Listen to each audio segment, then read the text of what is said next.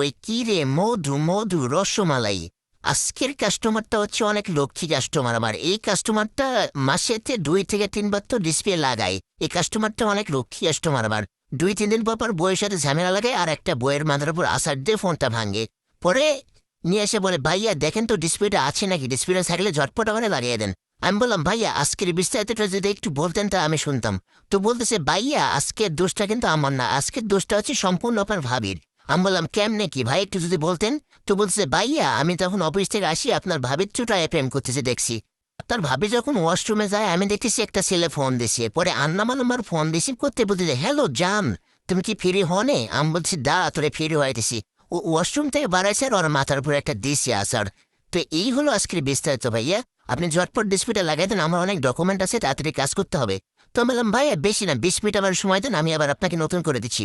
তো ভাইয়ার কথা শুনে অনেক কষ্টে পাইলাম, যেহেতু হাজার হলেও ঘরের বউ যখন এগুলো করে তখন মেয়েরা কিন্তু অনেক কষ্টকর।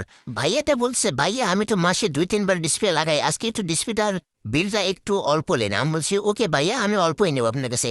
তো পরে আমি কাস্টমারের ফোনটা হাত থেকে নিয়ে কাজ করতে করতে আমি ভাইয়ারে বুঝালাম, ভাইয়া হয়তো ছোট মানুষ, আপনি একটু বুঝায়েন তারে ভালোভাবে, তাইলে কিন্তু বুঝবে সে। তো বলতেছে, ভাইয়া অনেক বুঝাচ্ছি কোনো লাভ নাই, আর একবার যদি এরকম ভুল করে তাহলে ডাইরেক্টলি ডিভোর্স দিয়ে দেবো। আমি বলছি, ওকে। ও হে নারী, তুমি কিন্তু সম্মানের যোগ্য কিন্তু বিশ্বাসের যোগ্য না। আমরা ছেলেরা কিন্তু তোমাদেরকে সত্যি মন থেকে ভালোবাসি, কিন্তু তোমরা সেটা বোঝার চেষ্টা করো না। তারা কিন্তু আমি কাউরে কষ্ট দিয়ে বলিনি, কথাটা বলছি আমি আমার আবেগ থেকে, কারণ আমিও কাউরে না কাউরে অনেক ভালোবাসতাম, কিন্তু আমিও ধোকা খাইছি। ওই জন্য আমিও এখন আর কোনো মেয়েরে বিশ্বাস করি না, বিশ্বাস করতে ভয় লাগে।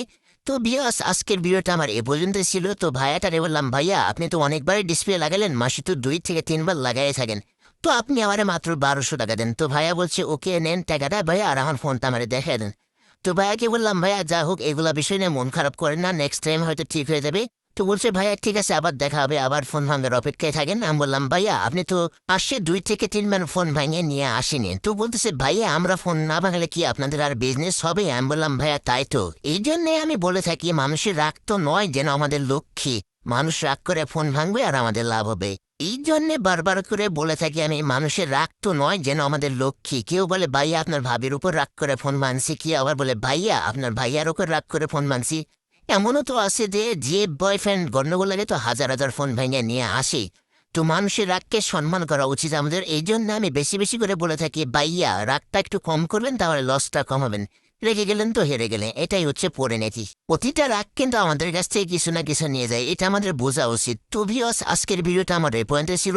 যারা আমার ভালোবাসার মানুষ আছেন তারা অবশ্যই একটা লাইক, একটা কমেন্ট, একটা শেয়ার করে দিবেন। আসসালামু আলাইকুম, সবাই ভালো থাকবেন, আল্লাহ হাফিজ।